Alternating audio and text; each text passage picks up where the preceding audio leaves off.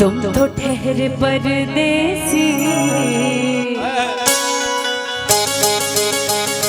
तुम तो ठहरे परदेसी, साथ क्या निभाओगे? तुम तो ठहरे परदेसी, साथ क्या निभाओगे? तुम तो ठहरे परदेसी, साथ क्या निभाओगे?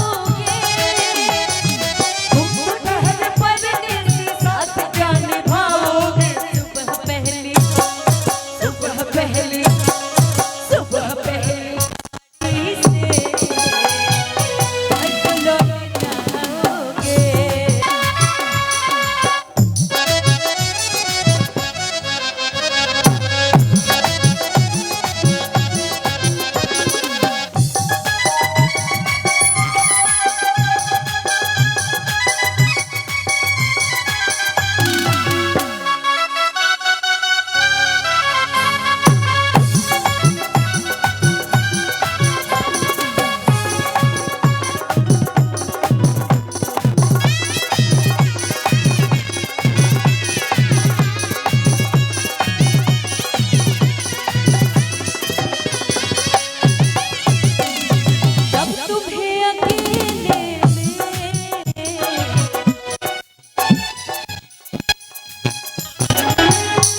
ये प्यार के भुक्तभोगी नजर आ रहे हैं, है ना? जब तुम्हें अकेले में मेरी याद आएगी, जब तुम्हें अकेले में मेरी याद आएगी, जब तुम्हें अकेले में मेरी याद आएगी, आंसुओं की बारिश में तुम भीग जाओगे,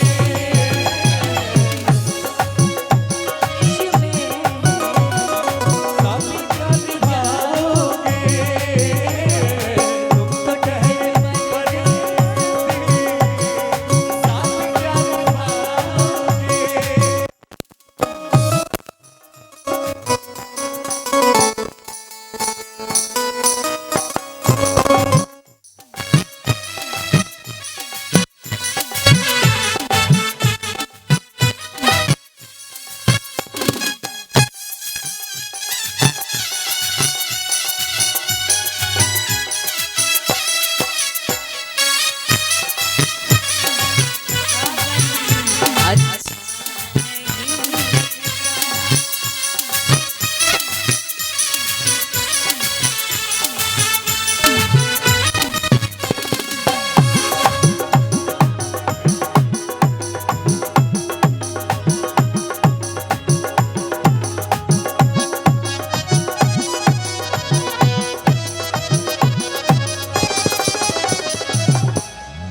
अब हिंदी के साथ साथ थोड़ा थोड़ा भोजपुरियों चलेके चाहिए। बिल्कुल।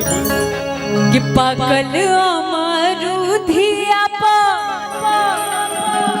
जान जय राजा जी, अरे पागल अमरुधिया पा जान जय राजा जी, कि टूट जइहे डढ़िया,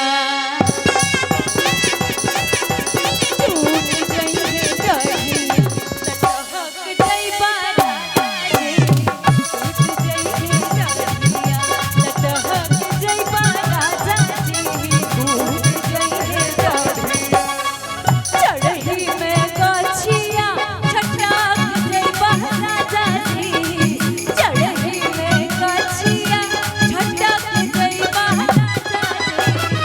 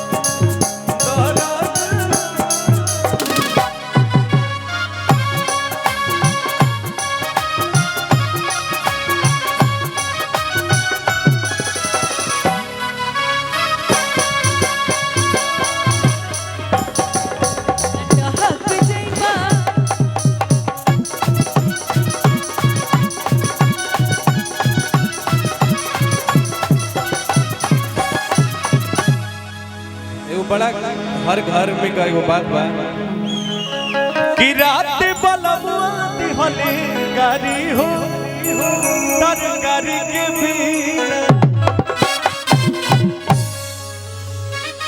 इसका मतलब आप ही गाली देते हैं तरकारी के लिए? नहीं वो तो बहुत प्यार करते हैं अपनी वाइफ से। साली को देते हैं। हाँ यार, साली आधी घरवाली होती है ना।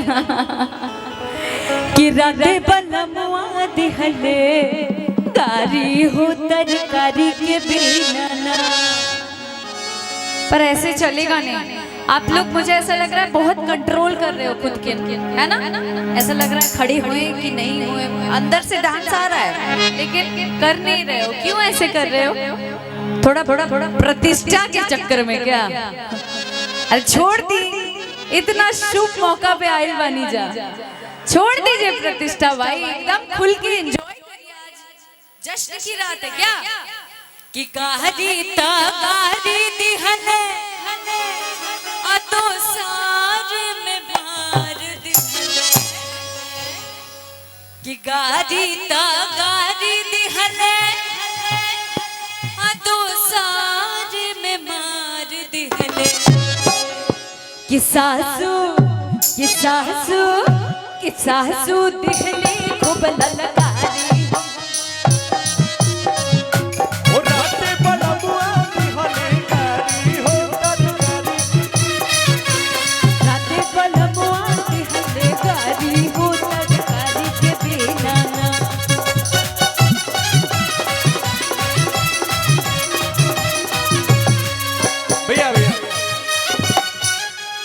वो थोड़ा घर के लोग